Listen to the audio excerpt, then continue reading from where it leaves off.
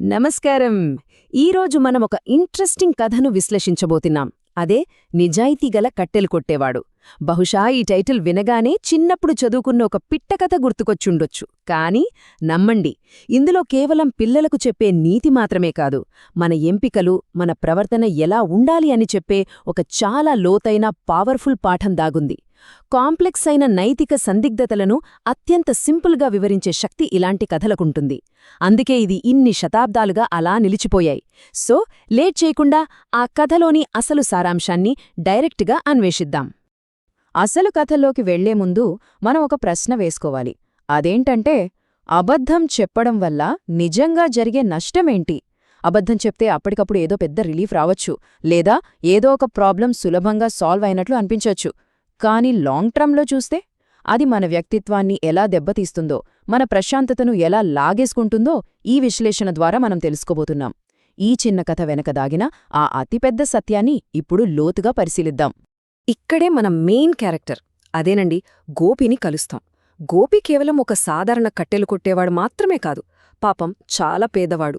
రోజూ అడవికి వెళ్లి కష్టపడి చెట్లు నరికి ఆ కట్టెలమ్ముతే తప్ప ఇంట్లో పొయ్యి వెలగని పరిస్థితి. ఆ శారీరక శ్రమ మాత్రమే అతనికున్న ఏకైక ఆధారం.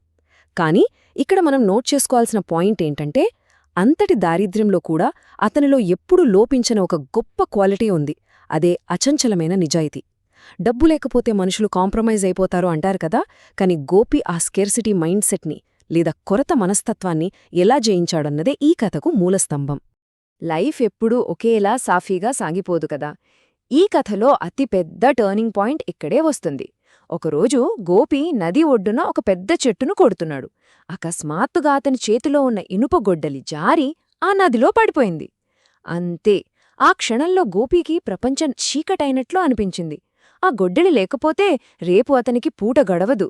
ఆ నిస్సహాయ స్థితిలో ఇప్పుడేం చేయాలి, ఇదే నా జీవనాధారమని తల పట్టుకుని ఏడవటం మొదలుపెట్టాడు. ఒక ఖరీదైన పనిముట్టును కోల్పోయిన ఆ పేదవాడి ఆవేదన ఎంత లోతైనదో, ఆ భయం ఎలాంటిదో మనమిక్కడ స్పష్టంగా అర్థం చేసుకోవచ్చు. సరిగ్గా కష్ట సమయంలోనే నదిలోంచి ఒక దేవత బయటకొచ్చింది. గోపీ బాధను చూసి అతని నిజాయితీని టెస్ట్ చేయడానికి సిద్ధమైంది.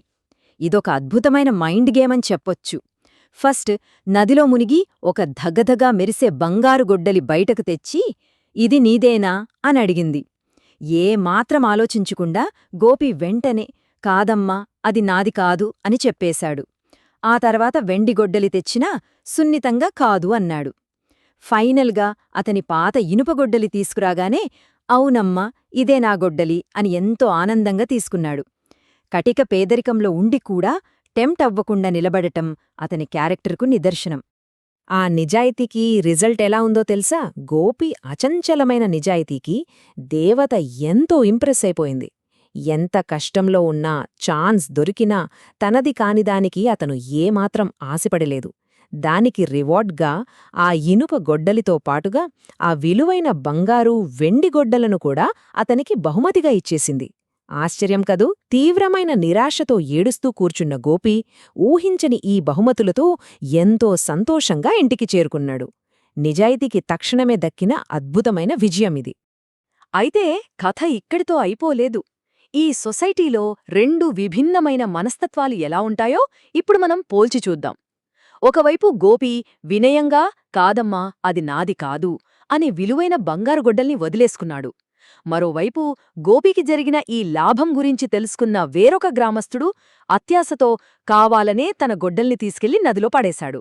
దేవత వచ్చి బంగారు గొడ్డల్ని చూపించగానే ఏమాత్రం మనస్సాక్షి లేకుండా అదే నాది అని అబద్ధం చెప్పేశాడు. ఇక్కడ ఒక షార్ట్ టర్మ్ లాభం కోసం మనిషి ఎలా దిగజారుతాడో, ఆ దురాశ ఎలా ఉంటుందో ఈ సంఘటన చాలా స్పష్టంగా చూపిస్తుంది. ఇక్కడే అసలు క్లైమాక్స్. ఆ అత్యాశపరుడి అబద్ధం వినగానే దేవతకు విపరీతమైన కోపమొచ్చింది. ఎందుకంటే రూల్ చాలా సింపుల్ అండి, అబద్ధం చెప్పిన వారికి ఎప్పుడూ రివార్డ్ తక్కదు.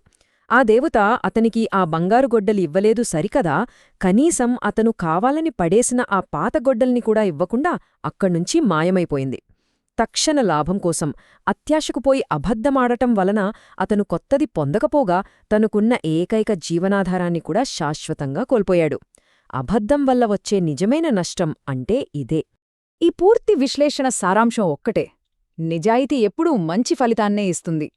రియల్ వరల్డ్లో నిజాయితీగా ఉన్నప్పుడు ఒక్కోసారి తాత్కాలికంగా కష్టాలు రావచ్చు, లేదా వెంటనే లాభం కనిపించకపోవచ్చు. కాని ఫైనల్గా గెలిచేది, ఆత్మగౌరవంతో ప్రశాంతంగా బతికేది నిజాయితీపరులే. గోపి మరియు ఆ అత్యాశగల వ్యక్తి కథ మనకు ఈ సత్యాన్నే నొక్కి చెబుతోంది. నిజాయితీ అనేది కేవలం ఒక నియమం కాదు, అదొక బలమైన జీవన విధానం. ముగించే ముందు మనం ఒకసారి సీరియస్గా ఆలోచించాల్సిన విషయం ఒకటుంది. ఎవరూ మనల్ని చూడనప్పుడు రోజువారీ జీవితంలో మన నిజాయితీ ఎలా పరీక్షించబడుతుంది? కథల్లో అయితే దేవతలొచ్చి మనల్ని పరీక్షిస్తారు, కాని వాస్తవ జీవితంలో మన పరిస్థితులే మనకు పెద్ద పరీక్ష. మనల్ని ఎవరూ గమనించడం లేదని తెలిసినప్పుడు, ఒక చిన్న తప్పు చేస్తే ఎవరికీ తెలియదని, దానివల్ల లాభం వస్తుందని భావించినప్పుడు మనం తీసుకునే నిర్ణయాలే మన నిజమైన క్యారెక్టర్ను డిఫైన్ చేస్తాయి. సో, ఎప్పుడైనా అబద్ధం చెప్పాలనిపిస్తే దాని అసలు ఖరీదెంతో ఈ కథ మనకు తప్పకుండా గుర్తుచేస్తుంది.